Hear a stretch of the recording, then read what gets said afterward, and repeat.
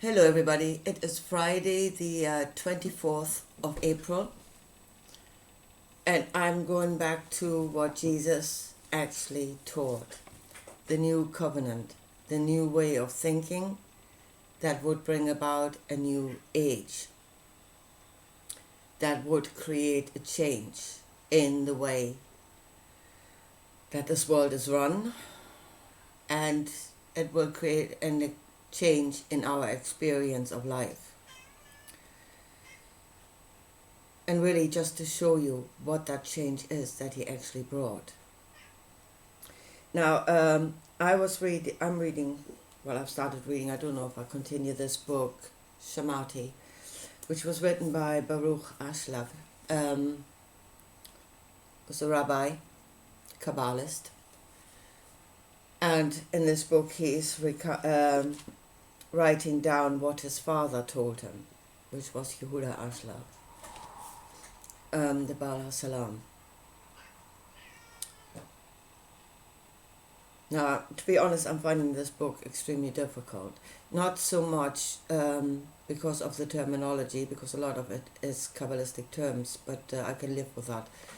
It's the way the sentences are put together, which to me is totally convoluted, and it's very hard to get the real meaning of a sentence, the way it is built. I don't know if that happened in translation, because I take it he didn't write that down in English. Still, it got me thinking again. And that is really the perception of what it is we are and what it is we're in. Which is the change that Jesus brought, and it was a radical change. An absolute radical change of the perception of ourselves and what it is we're in. Now, the first thing that your mind will be open to, an idea, when you open things like any occult teaching, really, anything beyond religion. What your thoughts are being opened up to is the existence of the all, which has been left out of religion completely. There is another level that religion does not talk about at all. So the all being the creator, that in which we all have our being, what we call the field, the matrix, the divine matrix, whatever word you want to pin on that. It is just the all. To me, it's just the all, and everything is created out of it. Now, that level has been left out of religion completely. In religion, you have the biblical God, in Christianity, in Judaism, in Islam. You've got the biblical God as the highest point that people know about, which is probably fair enough because they all cannot be known, but still. But if you come into the real occult teaching, you will clearly see that the biblical God is just another being that has its being in the all. Yeah? So, and in that he's actually no different from you. Still. But then it is really how you see the all. And that is where the radical change came in that Jesus brought. Because the old thinking is the mind of the creator. The creator as again the ultimate puppet master. Everything that is done is his will.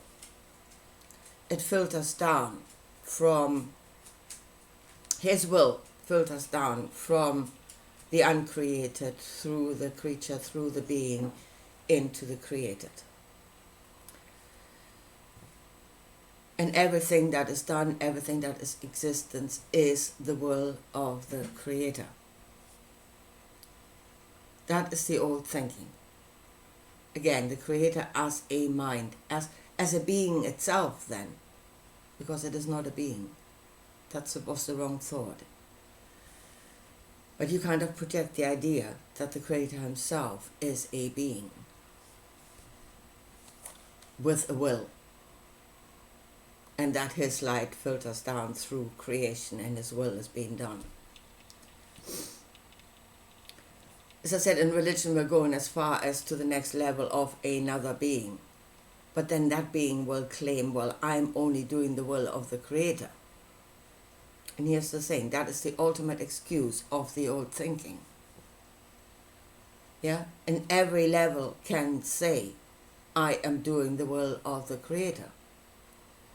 So if you're a slave, that is what the Creator has appointed for you. That is his will. If you're a ruler, you're ruling by the grace of God, and that,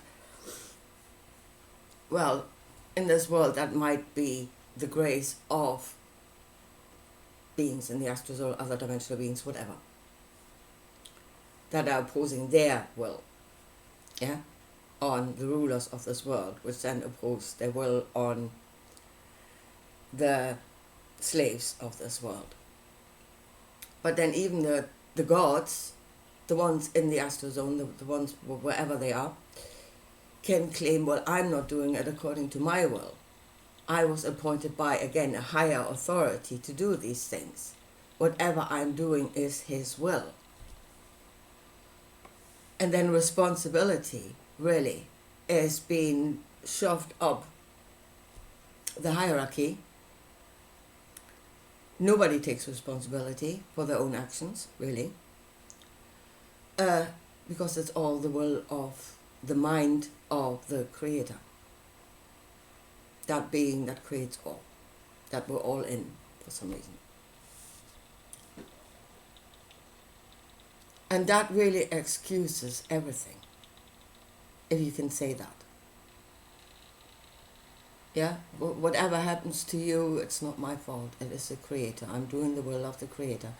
It also leads you to acceptance of whatever shit you're in, because it is the will of the Creator. And then you do the next step, and that is where the New Agers are really way ahead of everybody else. Not only do you accept the shit you're in, you're saying it's good. Because the Creator is good. Therefore, whatever hurt and whatever has been caused to you is good, because it is the will of the Creator. And then you commit the last lunacy, saying the Creator is love. Hello? And so the love of the Creator somehow filters down through all these levels of those that claim authority, knowledge of the Creator. I'm doing his will, I know his will is being done, I'm doing it.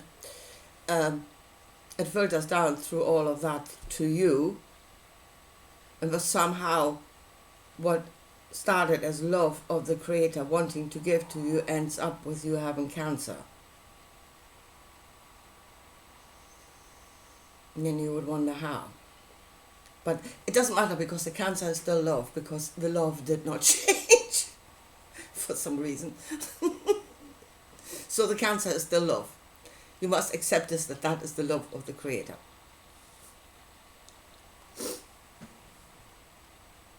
That is lunacy. That is so back to front. It is unreal. And if you say the light is within all of us, that's not enlightened. That cannot be enlightened. It makes no sense whatsoever. But then, when Jesus went on the way of the cross, that was the suppression of your own knowledge. Suppress the ego, suppress the self. Do as you're told. Accept the will of the Creator. Here we go again, accept the will of the Creator. I mean, again, Jesus was talking about a God in heaven, which is another creature, which is another being, but even that being is within the will of the Creator, so that's fine. By doing his will, you're doing the will of the Creator. And it was the suppression of mind, and it was the suppression of thinking for yourself. It was the suppression of your own desire. of your own knowing. And for some reason, man, if you think you are suppressing all your own knowledge, all your own thinking, all your own knowing, that should create a creature that is insane. Yeah, which it does, because we are experiencing it. We're experiencing the fullness of the insanity of that way. Yeah, it should say it leads to insanity. But now they are calling insanity enlightenment. You're enlightened to the will of the Creator. And whatever insane thing you do is His will, and you're doing it because you know His will. No, you're insane, you've lost it. Jesus showed that on the way of the cross. Yeah? It led to His own destruction, the destruction of His self, the destruction of His body. Well, actually not, I was resurrected, but leave that out for a moment. It's complicated. But at least the destruction of self, that's for sure.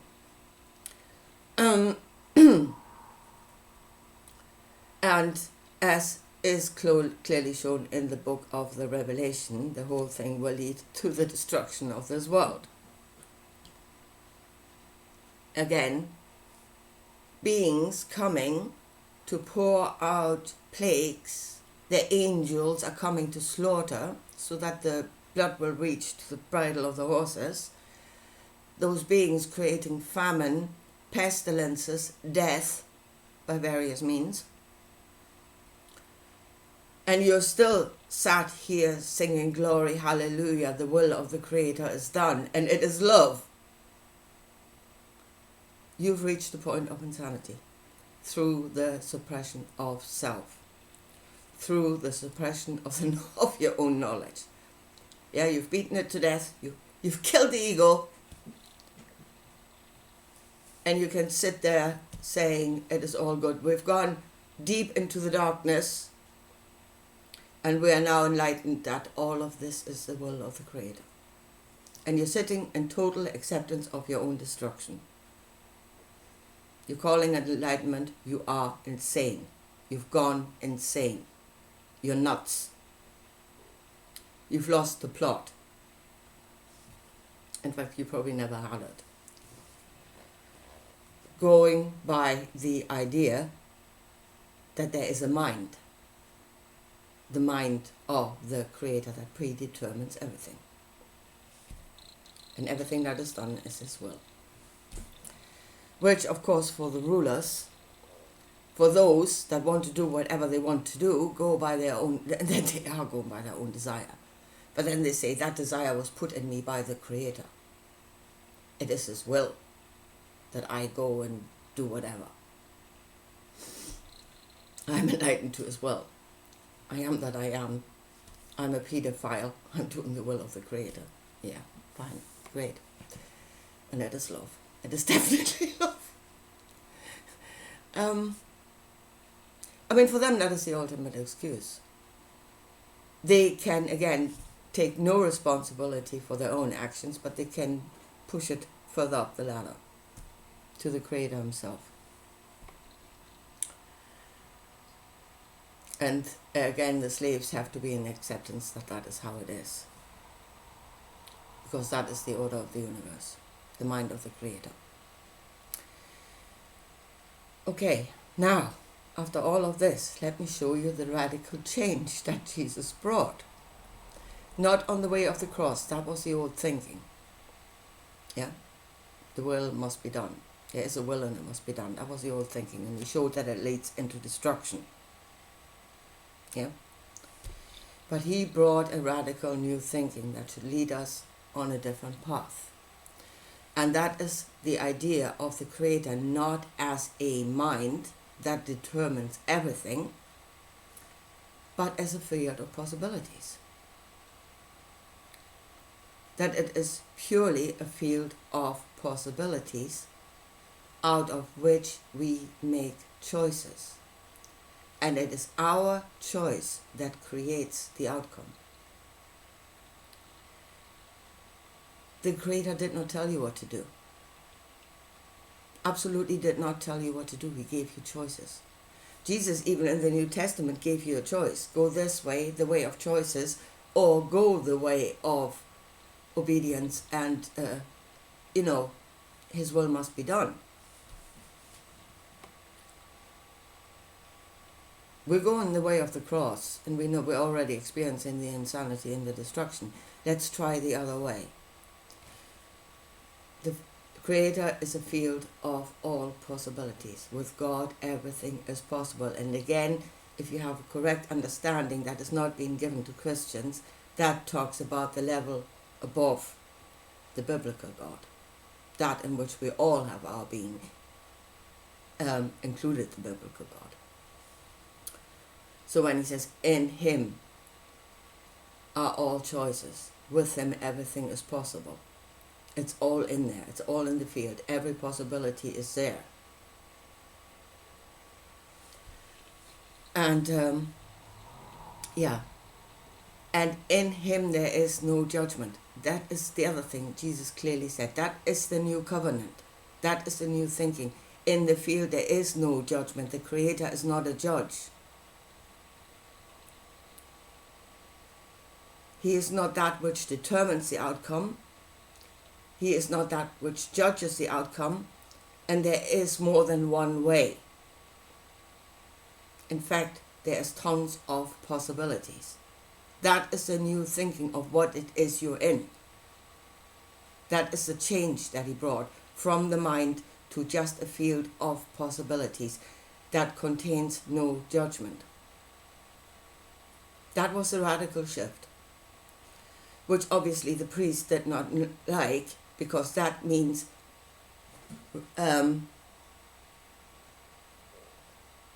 you are responsible for your own choices. And that means they cannot point to the all, to the Creator, as I'm doing his will. He is responsible for what I'm doing. They can no longer do that. They are responsible themselves for what they're doing. Responsibility then comes to them, and they can be judged on what it is they're doing. They no longer have that higher will excuse. That is why they've absolutely railed against that, because it meant they were guilty. When they were doing wrong, they were guilty. They could not point to a higher authority.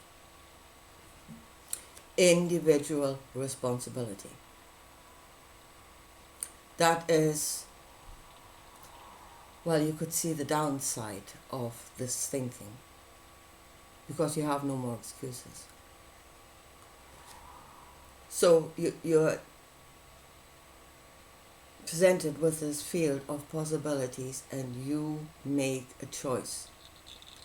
Whatever manifests in this world was, especially around you, is your choice. And then if things go wrong, you have nowhere else to look but inside of yourself. You need to take responsibility. That is the downside of the whole thing. Sin does exist, yes. Sin, as in missing the mark, as in getting it wrong, does exist, and the consequences are going to be there. I mean, consequences are there all the time. Even if you believe that they are appointed by God and you're doing their will, then it still has consequences. You cannot get out. When there were those Christians that were going around shouting, "We are now above the law." No, you're not. Nobody is above the law. There is a structure that is holding this universe together. Again, that structure was built out of love and to serve all. The structure was built to serve all that have their being within the structure. Yeah, and action and consequences do exist according to the structure.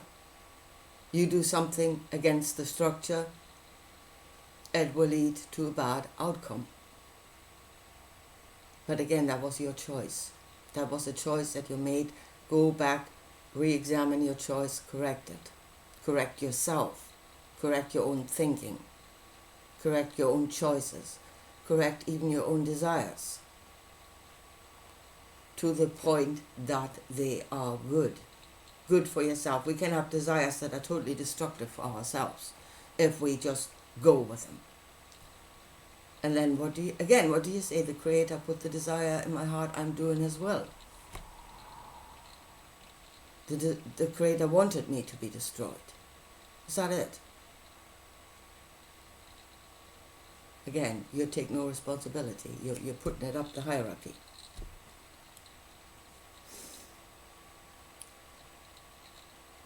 So that is the radical new thinking that He brought. Self-determination. Choices and self-determination. And far out, the idea that is when you make a choice and you believe on that choice, it will be given to you.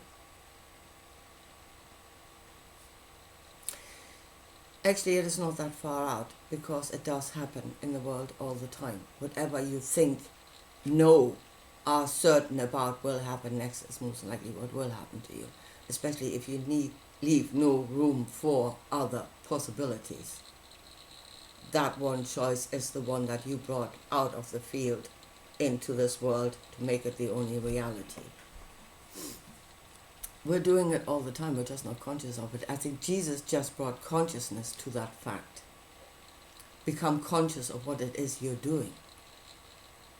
Yeah? He said, Father, forgive them, for they don't know what they're doing. They're not conscious of what it is they're doing. And they have the completely wrong idea of what is happening. And the completely wrong idea is that that choice was never theirs. That was the wrong idea. That you are a puppet on a string was the wrong idea. Jesus says you have complete freedom. Should use that freedom wisely, obviously. You should make wise choices because you are creating outcomes. But that the choice is yours. Nothing is predetermined. The only thing that is in the field is possibilities. Not a predetermined path through those possibilities.